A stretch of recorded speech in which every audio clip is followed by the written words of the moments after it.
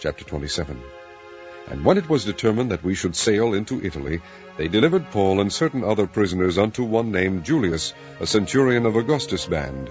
And entering into a ship of Adramyttium, we launched, meaning to sail by the coast of Asia, one Aristarchus, a Macedonian of Thessalonica, being with us. And the next day we touched at Sidon.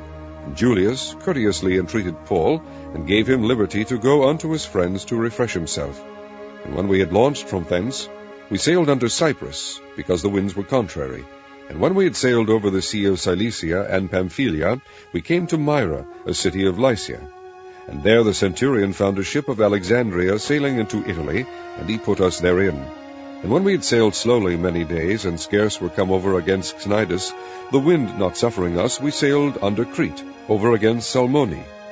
And hardly passing it came unto a place which is called the Fair Havens, nigh whereunto was the city of Lasea. Now when much time was spent, and when sailing was now dangerous, because the fast was now already past, Paul admonished them, and said unto them, Sirs, I perceive that this voyage will be with hurt and much damage, not only of the lading and ship, but also of our lives.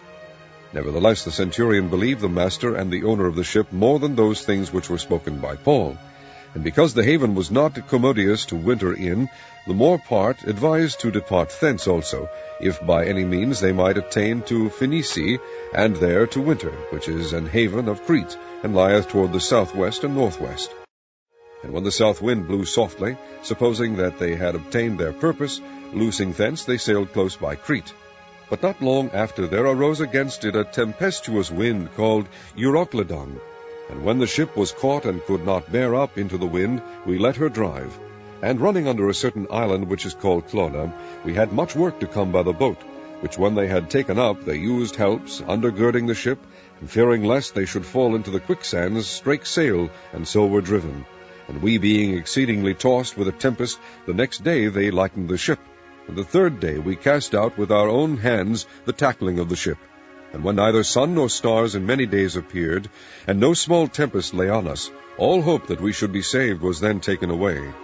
But after long abstinence, Paul stood forth in the midst of them, and said, Sirs, ye should have hearkened unto me, and not have loosed from Crete, and to have gained this harm and loss.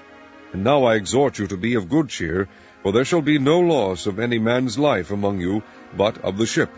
For there stood by me this night the angel of God, whose I am, and whom I serve, saying, Fear not, Paul, thou must be brought before Caesar, and lo, God hath given thee all them that sail with thee. Wherefore, sirs, be of good cheer, for I believe God that it shall be even as it was told me. Howbeit we must be cast upon a certain island. But when the 14th night was come, as we were driven up and down in Adria about midnight, the shipmen deemed that they drew near to some country, and sounded and found it 20 fathoms. And when they had gone a little further, they sounded again and found it 15 fathoms. Then, fearing lest we should have fallen upon rocks, they cast 4 anchors out of the stern, and wished for the day. And as the shipmen were about to flee out of the ship, when they had let down the boat into the sea, under color, as though they would have cast anchors out of the foreship, Paul said to the centurion and to the soldiers, Except these abide in the ship, ye cannot be saved. Then the soldiers cut off the ropes of the boat, and let her fall off.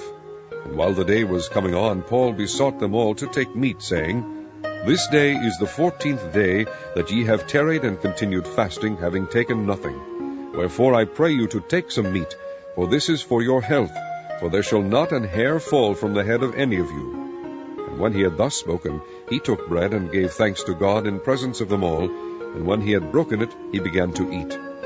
Then were they all of good cheer, and they also took some meat. And we were in all, in the ship, 260 souls. And when they had eaten enough, they lightened the ship, and cast out the wheat into the sea. And when it was day, they knew not the land, but they discovered a certain creek with a shore, into the which they were minded, if it were possible, to thrust in the ship. And when they had taken up the anchors, they committed themselves unto the sea, and loosed the rudder bands, and hoisted up the mainsail to the wind, and made toward shore. And falling into a place where 2 seas met, they ran the ship aground, and the fore part stuck fast, and remained unmovable, but the hinder part was broken with the violence of the waves. And the soldiers' counsel was to kill the prisoners, lest any of them should swim out and escape.